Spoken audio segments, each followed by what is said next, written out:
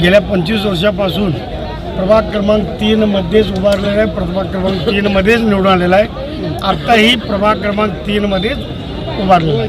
कुठल्या पक्षाकडनं?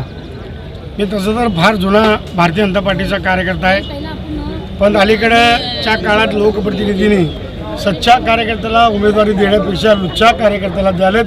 स्वतः लोक म्हणत असतात की बाबा आम्ही निष्ठावंत आहे, आम्ही ते आहे हे आहे. त्यांना उमेदवारी कुणाला दिलेत, काय काय केलेत, काय आर्थिक व्यवहार केलेत, हे सर्व बाहेर पडतं आहे. थोड्या दिवसात सर्व कळतं आहे.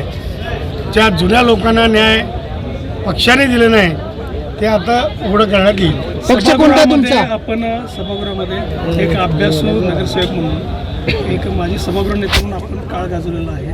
अजूनही खूप गोष्टीवर आपले भाषण नेहमी असते.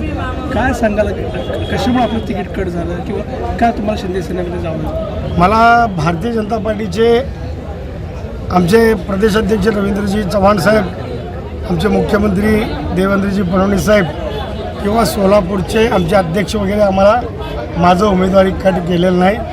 राजकारण करून मी अभ्यासू नगरसेवक या ठिकाणी येऊ नये, उद्या भविष्यात मी आमदार होऊ नये या दृष्टिकोनातून ज्यावेळी मला विष घालण्यात आलं, त्यामुळं आता मला 6वा टर्म आहे. 6व्यांदा मी निवडून येऊ नये असल्या इथल्या आमदारांना वाटल्यामुळं माझं तिकीट केलं. अण्णा, यावेळेसचं चिन्ह कोणतं आहे तुमचं? चिन्ह कोणतं आहे? मी शिवसेनेचा आता सध्याचा उमेदवार आहे. माझं चिन्ह धनुष्यबाण आहे.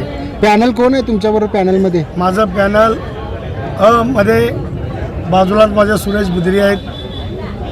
मध्ये आमचं उमेदवार या ठिकाणी सुरेश पाटील, आपला बाळू पाटलाचं सोनबाई, म्हणजे एकदम चांगले आहेत. तिसरं म्हणजे माझे नगरसेविका आपलं मध्ये कुमुद अंकाराम यांनी आहेत. त्यामध्ये मी स्वतः आहे. माझे मतदार बंधू भगिनी, तुम्ही सर्वजण मला जर पाठिंबा दिला, मला मतदान केलं तर मी निवडून येणार. ज्याने कुणी मला विष घातला असेल त्याला एकदा पाडण्यासाठी मला संधी द्यावं, हीच मी देवाचरणी प्रार्थना करतो. लोकदर्शन मराठी चॅनलला सबस्क्राईब करा, बेल बटनला क्लिक करा व लाईक करायला विसरू नका.